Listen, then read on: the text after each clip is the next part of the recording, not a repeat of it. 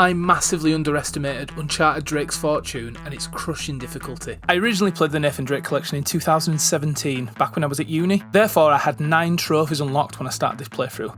When I decided to start making trophy hunting videos, I thought it'd be great to come back and obtain the Platinum Trophy for the first game. Maybe I'll eventually platinum the whole series. A nice and easy feat for my first video, right?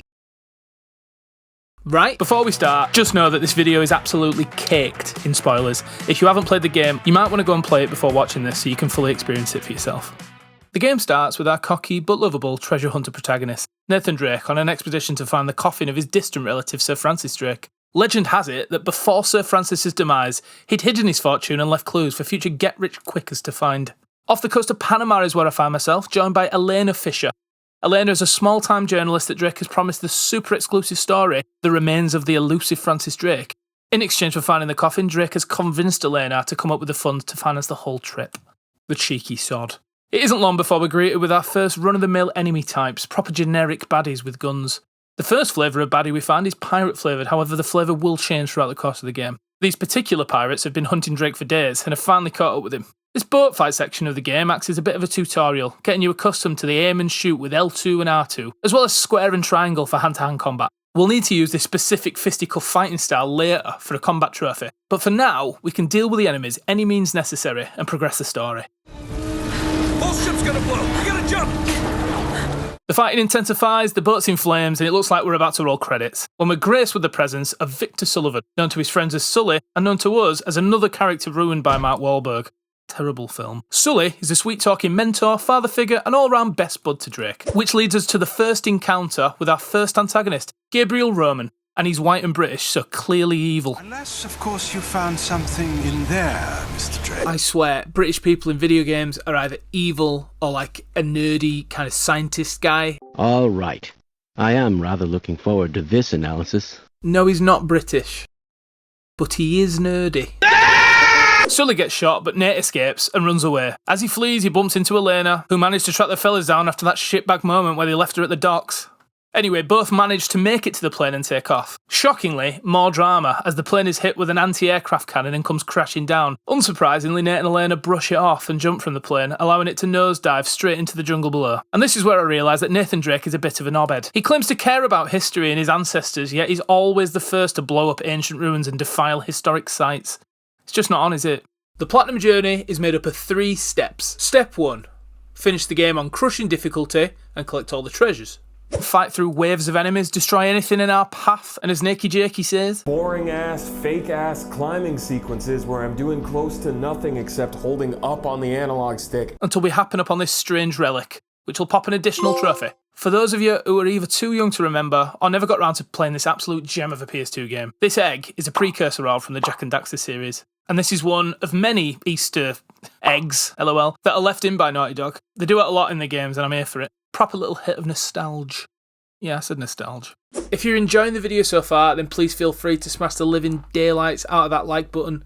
That'd be much appreciated. But if you're feeling extra fruity, please consider subscribing. Something that just takes a few seconds of your time could make an enormous difference to small channels like this. Anyway, enough of that, let's get back to the good stuff. So from here on out, the game truly starts, and let me tell you, this was no cakewalk. I had to mess around in the bonus settings and change my character skin to that of Sully.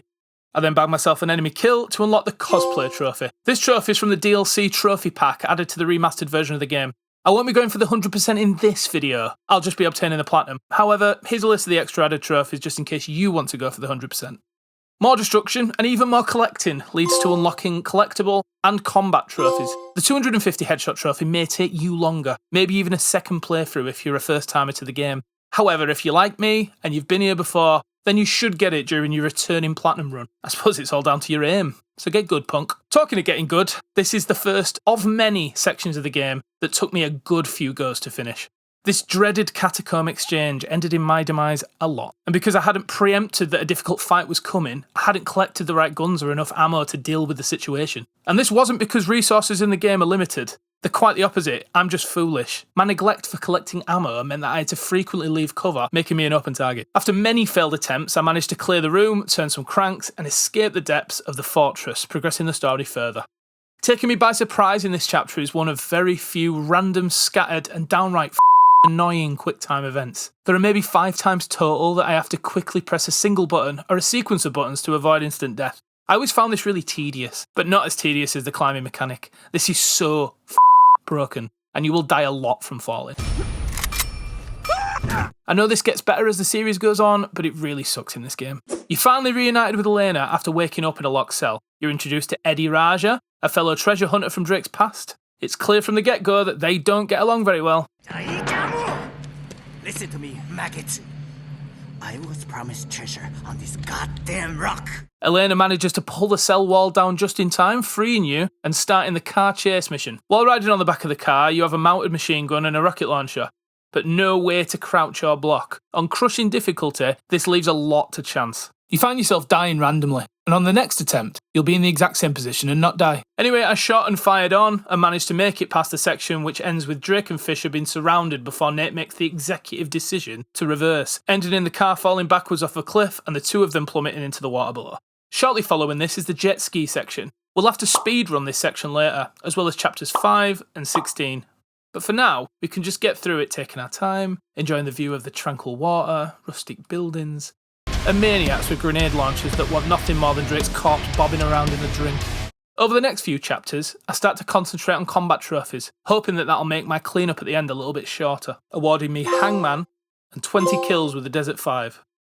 It isn't long before the game takes a massive turn, from action platformer to actual survival horror, with the introduction to the who, or what, have been leaving traps all over the island. The Descendants, the remains of the island natives who are absolutely terrifying.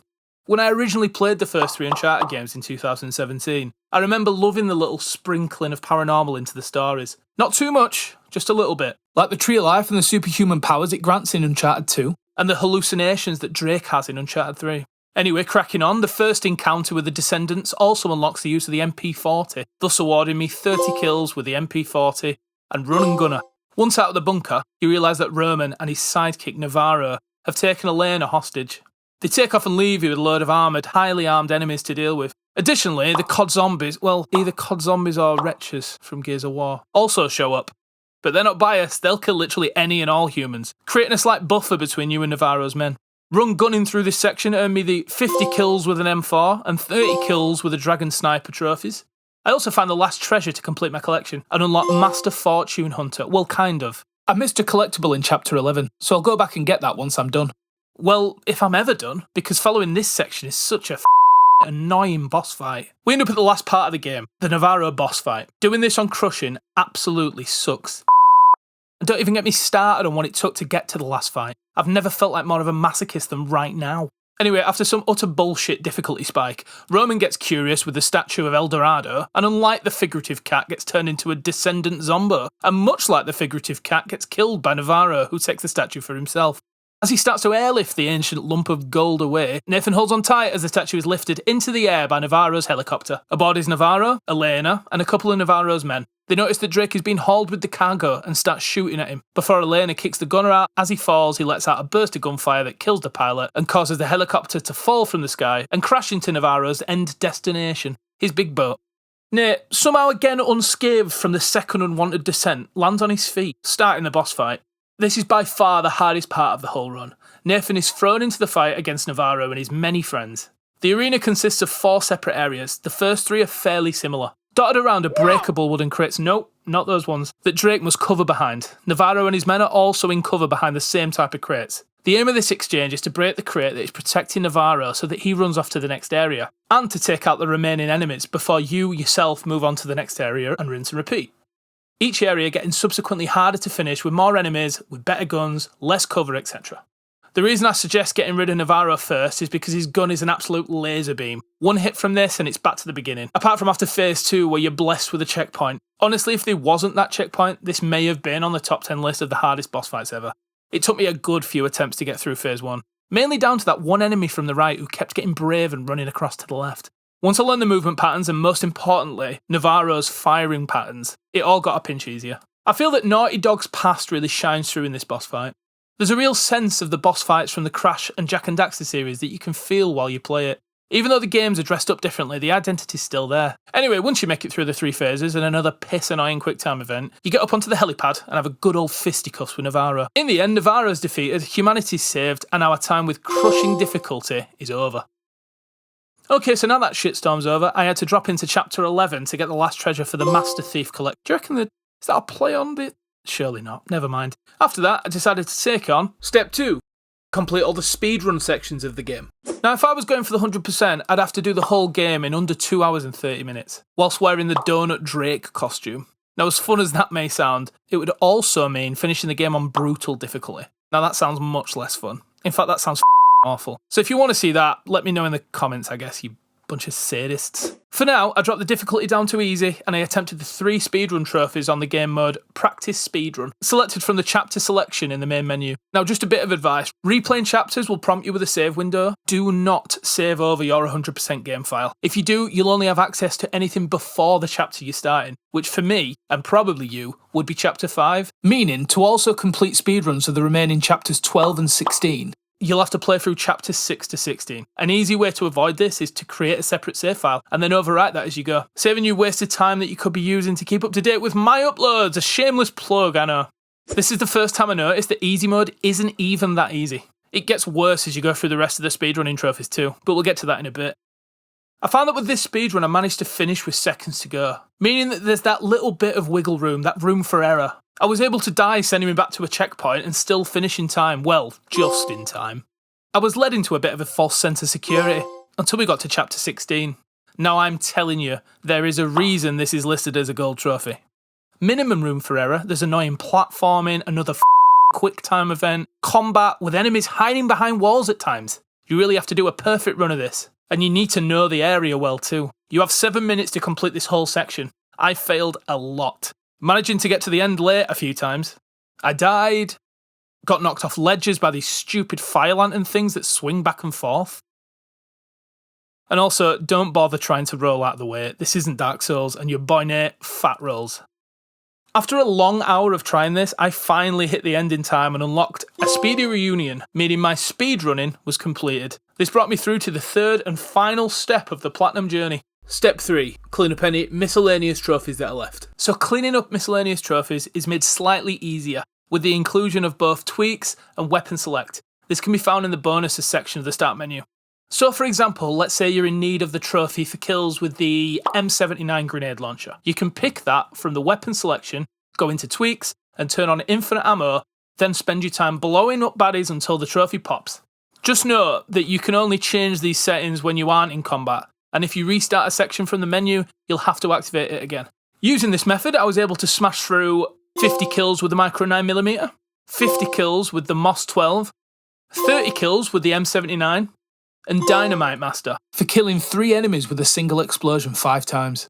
After doing these, I decided to move on to getting the 75 kills without dying. I knew that I needed to find a section of the game without any climbing because I know the dangers of that already. I did some research online and found a post about playing Chapter 4 from start to finish, and according to this, there would be enough enemies in the level to pop the trophy at the end, so I began. And failed.